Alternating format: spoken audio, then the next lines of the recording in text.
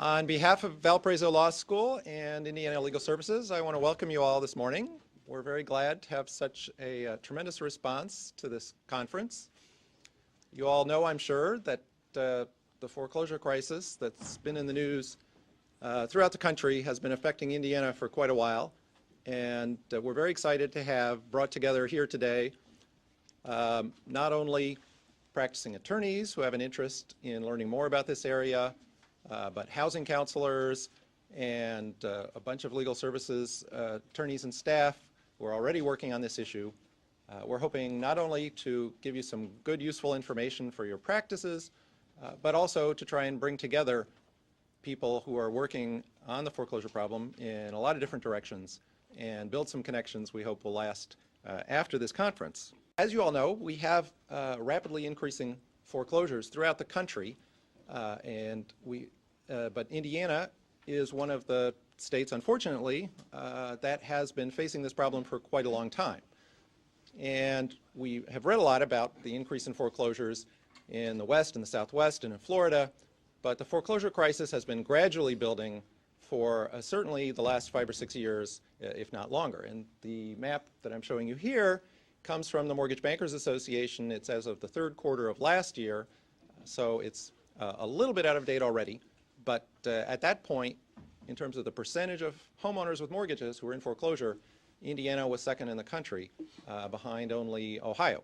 I think we've slipped back in the rankings, not because foreclosures are going down in Indiana, but because unfortunately they're going up in a lot of other states. And if you saw this map today, it would probably have Florida and California and Nevada in dark, as well as the Great Lakes states. Foreclosures, although they have tended to be concentrated in large urban areas, have gradually spread to the entire state.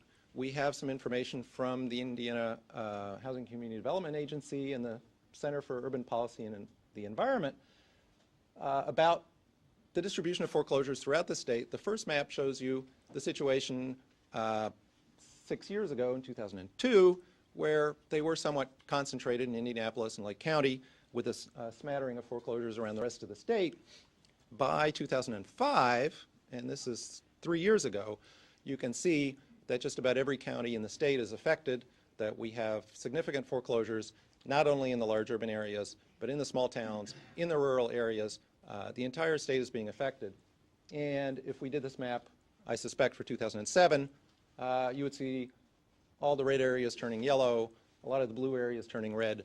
The problem is certainly increasing, although at a somewhat slower rate than the rest of the country, because we've had a foreclosure problem in Indiana for quite a while already. So just to give you some information about the degree of the problem, we all have heard, I think, about the contribution of subprime mortgages to the foreclosure crisis. Subprime mortgages, of course, are not all mortgages, but they have contributed significantly to the problem.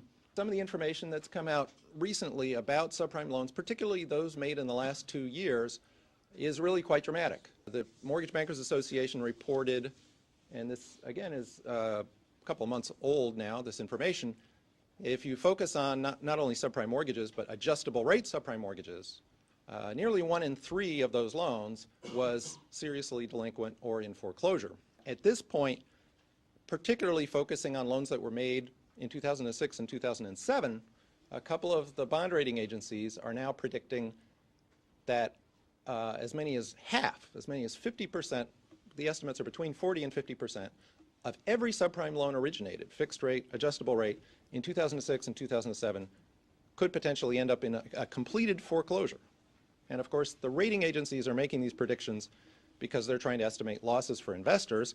They're not particularly concerned with the homeowners. And so what they are estimating is that that number of mortgages originated in those years will result in ultimately a loss, meaning a house being sold at a foreclosure sale or a short sale or some other kind of unfavorable, obviously, outcome.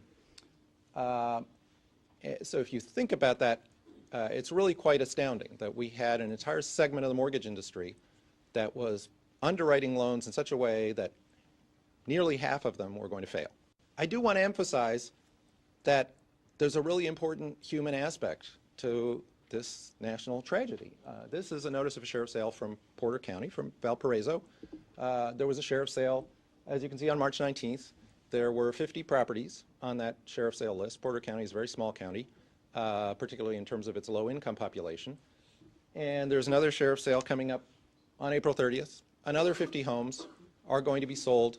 Each one of these individual sheriff's sales is a catastrophe for the individual family that is receiving this notice. This notice comes to someone's home and they have to decide what they're going to do. They're faced with having to pack up their belongings and put together all the physical elements of their life and put them in cardboard boxes and decide what they're going to do and where they're going to go.